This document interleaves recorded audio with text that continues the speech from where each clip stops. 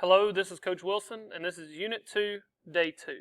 Today I just want you to take a quick moment and I want you to write down 5 short-term goals that you would like to finish by the end of this school year. And I'd like for you to write 5 long-term goals that you would like to finish in the next 5 to 10 years. That does not have to be anything but something related to you. It should be the easiest journal you do all semester. Now, as far as our notes for the day, we're going to start talking about Unit 2, Day 2, and we're going to start talking about the growing discontent in our society during this time, specifically in the colonies and what they're upset about. All right. Your essential question for the day is what conflicts existed between the colonists and England, and how did these conflicts lead to larger problems? So we're looking at the issues that are beginning to grow between England and the colonies. Now, in 1763, King George III, he was in power in England. He issued a proclamation saying that there would be a line drawn from the north to the south along the Appalachian Mountains, and that no one was to cross this line without British permission. So essentially, he was stopping any settlement west by colonists. Now, the problem here is that there's a lot of land out west. You got a lot of farmers who, they want to use the land, and we've already had a rebellion when we think about, that's one of the reasons I had you answer that question about Nathaniel Bacon. We've already had farmers rebelling against the government because they wanted more land. So this is yet another another tale of we've got a lot of land, they're settlers, and they want it. And that's going to be kind of a theme until we pretty much settled the entire country 100 years, 150 years later. Now, the other thing about this too was it was trying to protect the Native Americans, but it's not going to take very long for that to be the case that colonists are taking over their land as well. Taxes and acts. One of the big things that we're going to talk about here today is just kind of the various taxes that England tried to implement on the colonies during this time. One of which was the Sugar Act, and the Sugar Act was just a tax on imported sugar, and it actually lowered the duties on molasses, but what they were trying to do is force the colonists to pay more taxes in order to pay for that war that we talked about in Day 1 with the French and Indian War, and to recoup some of that money that they needed. It included silk, wine, coffee, pimento, and indigo as well, in this act, that those things would also be taxed.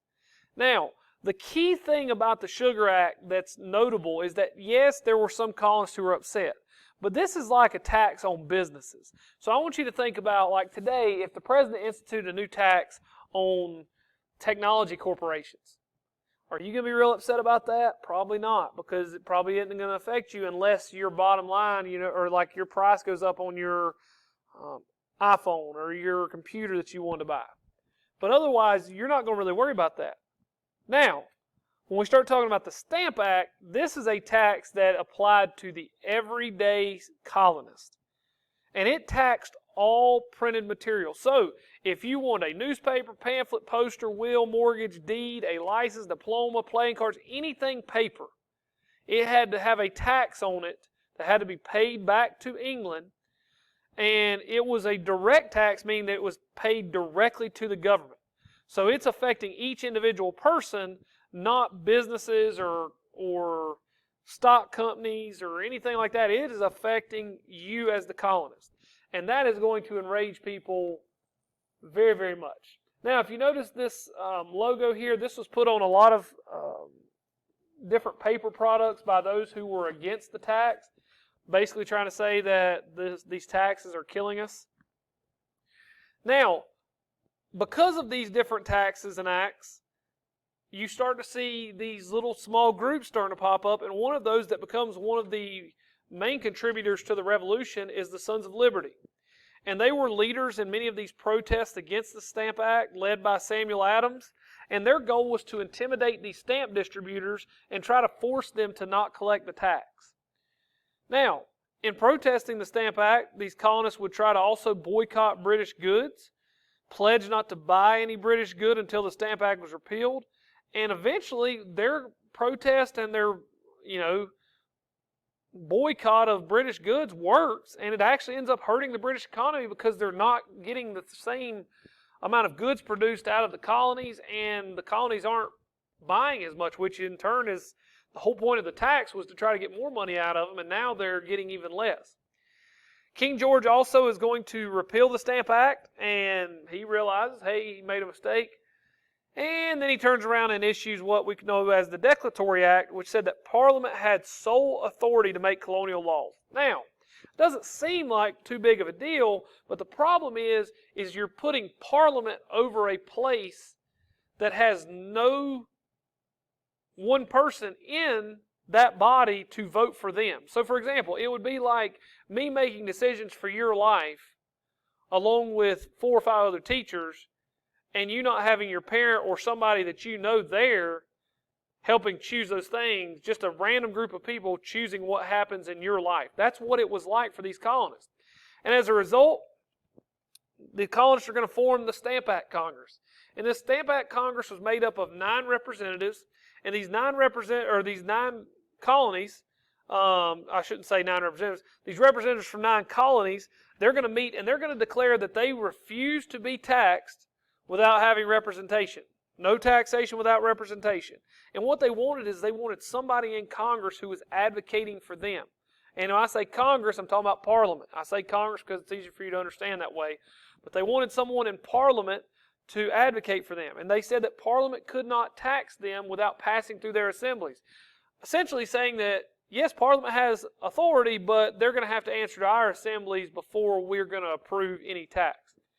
The one thing that this is important to note is not just that they're beginning to get upset about how England is approaching the colonies, but also it's a sign of colonial unity, that the colonies are starting to think of themselves as one entity.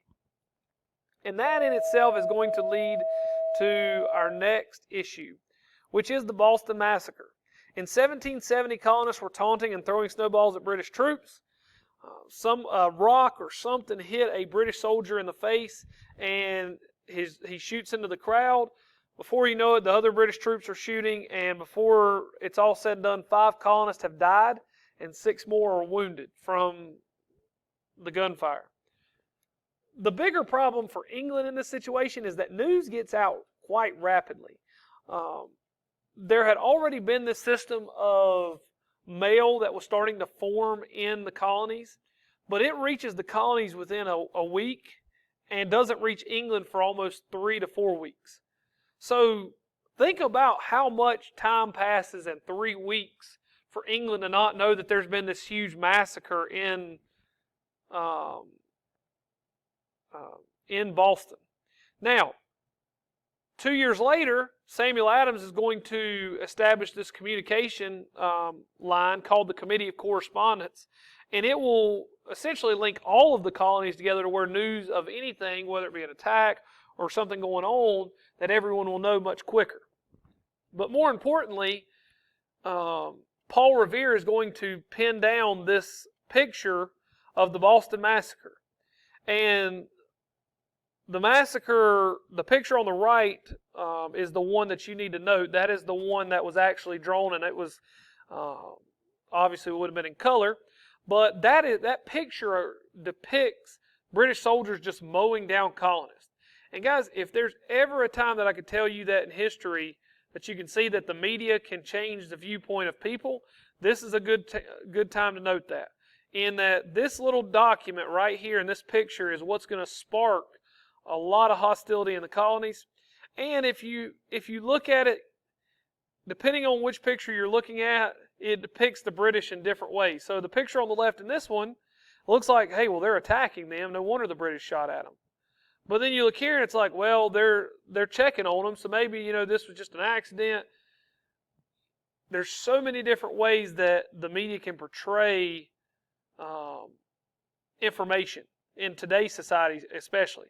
But think about living in 1760 or 1770, and you get this sheet of paper that shows your government mowing down the people that live in your colony. That is going to spark a very distinct reaction in a lot of people, and it did. But we will talk more about that in the coming days. Now, today's questions. What did the Proclamation of 1763 declare? What type of tax was the Stamp Act, and what does that mean? And what was the most famous slogan used to show colonists were upset with the British taxation laws? Now you've got 4 vocabulary words. Please make sure you get these copied down. And if you have any questions, please let me know.